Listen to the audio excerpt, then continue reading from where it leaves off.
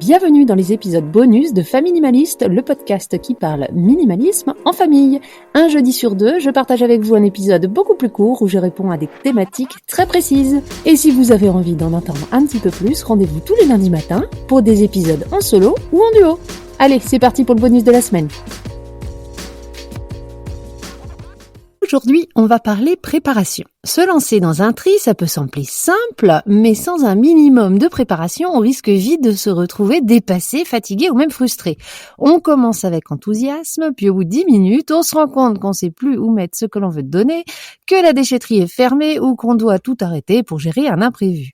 Résultat, le bazar, c'est juste déplacé d'un endroit à un autre et on n'a pas vraiment avancé. Pour éviter ça, il suffit de bien se préparer.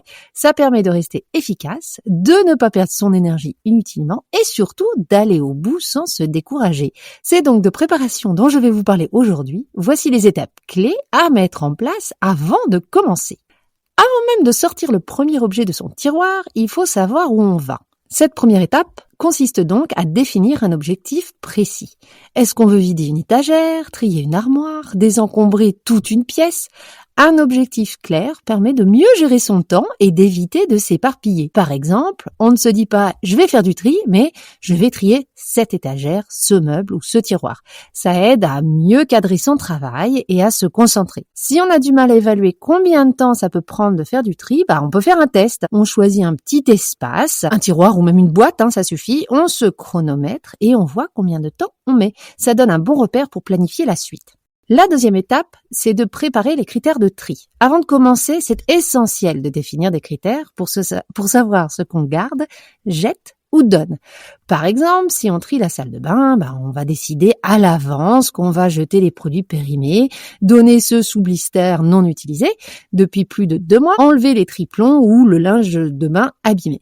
Ça permet de rendre le tri plus fluide et d'éviter de se poser des questions pendant l'action. Si vous avez besoin d'aide pour ces critères, vous pouvez même télécharger ma liste de tri avec des suggestions de ce qu'il faut garder, jeter ou donner pièce par pièce. Le lien est en description de l'épisode ou alors rendez-vous directement sur le site faminimaliste.com dans la rubrique ressources gratuites. Troisième étape, se bloquer un vrai créneau. Une fois l'objectif et les critères fixés, encore faut-il avoir le temps de l'atteindre. Donc l'idéal, c'est de se prévoir un créneau où on sera tranquille.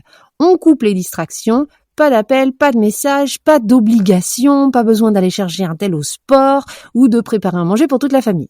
Mieux vaut une session courte et efficace, une longue séance qui est interrompue ou qui laisse encore plus de bazar qu'au départ. Alors bien sûr, on peut avoir des imprévus et des interruptions. Dans ce cas-là, il est important d'avoir une stratégie pour reprendre son tri facilement après une interruption.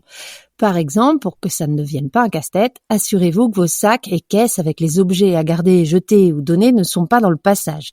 Et surtout, pas sous les yeux des petites mains qui risquent de tout ressortir. Si vous êtes interrompu, planifiez immédiatement la nouvelle session pour ne pas perdre fil et pour ne pas remettre les choses ad vitam. Cinquième étape, préparez le matériel à l'avance. Pour éviter les allers-retours inutiles, on s'équipe avant de commencer. Pas besoin de grand-chose, mais quelques éléments sont essentiels. Des sacs poubelles pour ce qui est acheté, des sacs ou des caisses pour ce qui est à donner, vendre ou stocker ailleurs. Enfin, un chiffon, un aspirateur. Tant qu'à vider un espace, autant en profiter pour le nettoyer avant de tout remettre en place. Le but, c'est d'avoir tout sous la main pour rester concentré et avancer efficacement. Et enfin, la dernière étape avant de vous laisser dans le tri, trier, c'est bien, mais évacuer les objets, c'est mieux. Si les objets restent en tas dans un coin, on n'a pas vraiment avancé. Donc pour éviter ça, il faut prévoir dès le départ comment et quand on va sortir ce que l'on ne garde pas. Donc on vérifie les horaires de la déchetterie ou des magasins de seconde main. On organise un moyen de transport si besoin. Là, on peut faire appel à des amis ou à de la famille. Et on se fixe un moment précis pour évacuer les objets, idéalement juste après le tri ou au plus tard le lendemain. Si vous avez beaucoup d'objets à donner, vous pouvez aussi demander à des proches de vous aider. Par exemple, moi, j'ai l'habitude de faire des allers-retours au magasin de seconde main et je propose à mes amies de me confier leurs objets à donner une fois qu'elles ont fait un tri. Donc, vous pouvez faire appel à des gens comme moi, en fait. Ils profitent d'une visite au magasin de seconde main pour déposer tout ça pour les autres. Ça évite de laisser des piles d'objets qui traînent pendant des semaines. Et si vous voulez aller un petit peu plus loin, vous pouvez aussi organiser une fête du don, une espèce de brocante chez vous en fait, où vous regroupez vos objets à donner dans une pièce et vous invitez vos amis, vos voisins, j'en sais rien, à venir se servir. Ça marche bien quand on a beaucoup de choses à donner. Par exemple, quand on va emménager dans le plus petit ou qu'on va faire le tour du monde ou ce genre de choses. Plutôt que de faire des allers-retours à droite à gauche, on met tout dans un endroit, on lance les invitations, on prend l'apéro et on espère que les gens repartent avec beaucoup de choses sous les bras. C'est une manière sympa de donner une seconde vie aux objets tout en désencombrant efficacement. Et voilà donc pour les 5 étapes à suivre pour préparer son tri. Donc, je vous les rappelle, définir un objectif précis, préparer les critères de tri, se bloquer un vrai créneau, préparer le matériel en avance et anticiper l'évacuation des objets. Avec ces étapes bien préparées, le tri devient beaucoup plus fluide et efficace. On avance avec moins de stress, on garde son énergie et surtout, on voit de vrais résultats rapidement. Il ne reste plus qu'à vous lancer, je vous souhaite bon tri! Et voilà pour l'épisode du jour, j'espère qu'il vous aura plu. Vous pourrez trouver en description le transcript de l'épisode, tous les liens vers mes ressources gratuites et les informations concernant mon accompagnement au tri.